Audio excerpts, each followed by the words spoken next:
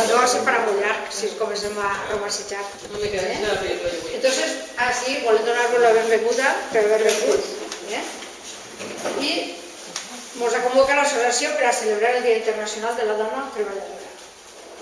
El 1911 va haver un incendi, que tots sabem ja, perquè això tots els anys es repetís, un incendi en una fàbrica textil de Nova York, un 25 de març, en el qual van morir 147 dones d'entre 13 i 30 anys, la majoria immigrants que treballaven en condicions penoses.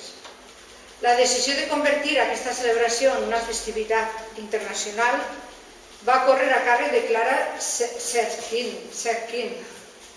capdavantera del moviment alemany de dones socialistes. Però la proposta presentada no era del tot original. Tenia un antecedent en el qual inspirar-se, en el Dia de la Dona que les socialistes nord-americanes portaven celebrant des de 1908, la finalitat de les quals era la reivindicació del dret al vot per a les dones. La data del 8 de març es va consolidar a partir de l'aixecament de dones russes en aquesta data de 1910 reclamant aliments. En ella es reclama igualtat de drets i de condicions de vida per a les dones, en peu d'igualtat amb l'home, en la societat i en el seu desenvolupament íntegre com a persona en un món que tradicionalment ha marginat la meitat de la seva població per l'única raó del seu sexe. Els avanços han estat importants en el segle passat en molts països, concessió del dret al vot, incorporació de la dona al treball i, per tant, una certa independència econòmica i l'accés progressiu a llocs d'alta responsabilitat política. Però encara queden moltes dones discriminades en tot el món, privades dels drets més fonamentals, agredides o maltratades, someses fins i tot per les seues pròpies famílies. El que ens ha de recordar que aquest dia està encara ple del seu contingut original, o sigui que ha avançat per votar. I ara ens ha procedit. I ara anem a llegir el manifest. A ninguna ni a ningú no se li escapa la greu situació econòmica, política i social per la que travessa en aquests moments la nostra societat en general i la dona en particular. És per això que des d'aquesta entitat veïnal volem manifestar el nostre descontent davant les decisions preses pels governs de les administracions públiques. Reducció dels pressupostos destinats a polítiques d'igualtat, a la llei d'autonomia personal i a la llei de drets sexuals i reproductors.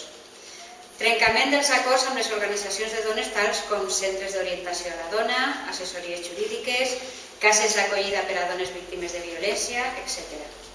Reducció de les subvencions de manteniment dels centres municipals d'atenció a les dones. Desmantellament dels instituts de la dona per a promoure models de família tradicionals. Incompliment de les lleis d'igualtat real de dones i homes amb totes les seues polítiques. Tot això suposa una violenta agressió als avanços aconseguits des de l'adveniment de la democràcia, és a dir, des de fa més de 30 anys de la lluita dels drets per a les dones. Finalment, volem assenyalar que tenim un compromís important i necessari amb les dones per a treballar des de la sensibilització per a una cultura de pau i garantir la lluita en pro de la igualtat, la justícia i el desenvolupament de les polítiques d'igualtat per a les dones i reivindicar els seus drets. Marcelí, València, 7 de març de 2013, Associació de Veïns. És important la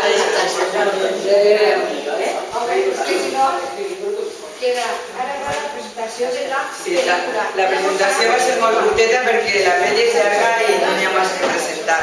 La pel·li que anem a veure és d'una directora, una dona que es diu Niki Caro. I està basada en una història real, una història d'una tal Lois Jenson.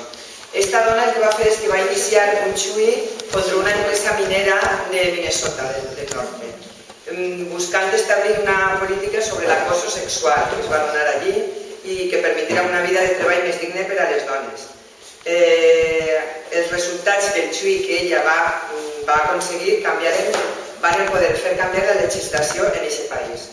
O sigui que la pel·lícula realment, jo he llegit alguna crítica i alguns diuen que és un poc llarga, no està molt ben tratada, però el fons de la pel·lícula és important, el que per una causa d'ella, per a buscar el seu treball i per a poder viure, arribar a fer canviar una llei d'un país, i això és molt important.